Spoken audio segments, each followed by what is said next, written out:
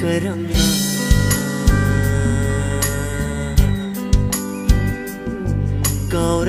Kaurashege Aina Mavu Karamna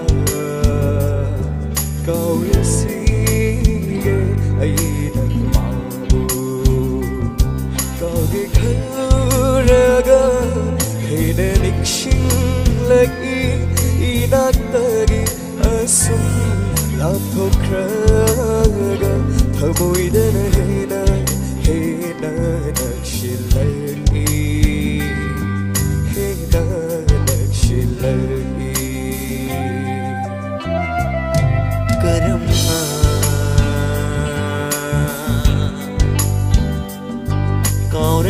Kaurashege Aina Mavu Mayam AJ ki तरफ का हो मुखबार तो भी हो Thank you very much Thank you Mr. AJ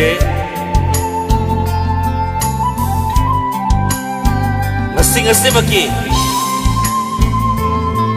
Mayam ye artist होने लेबरी बा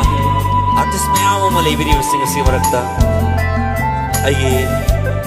youngest होना Aina yamna respect तब जबा Aina yamna ikai kumna जबा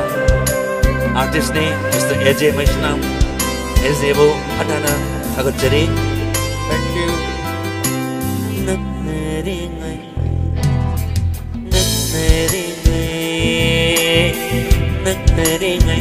Matamda Hoina kewa wahise Tatana tare Ngasiso wakalda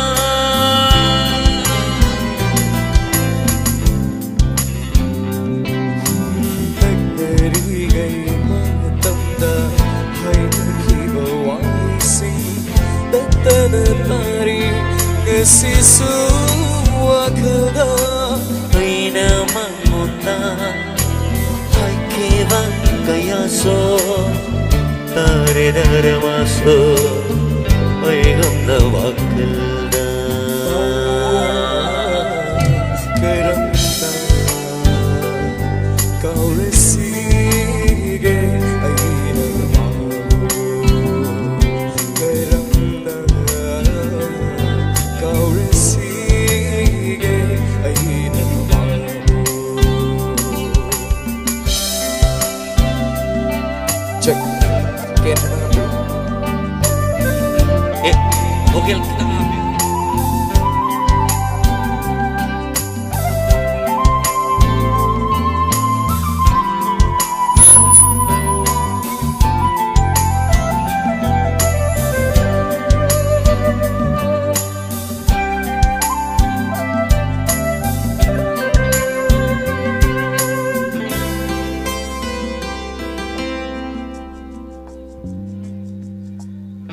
Naknarigai matamda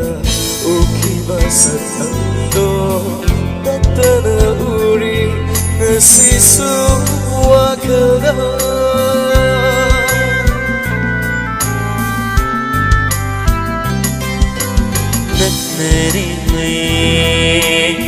Naknaringai matamda Ukiba satando Tatana uri Ngasisu wakalda Ay sakpamsu Tatana mahana Uri darmasu Ay gamna wakalda Karamna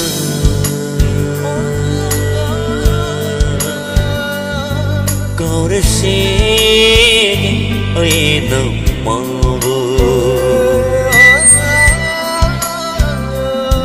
Karamna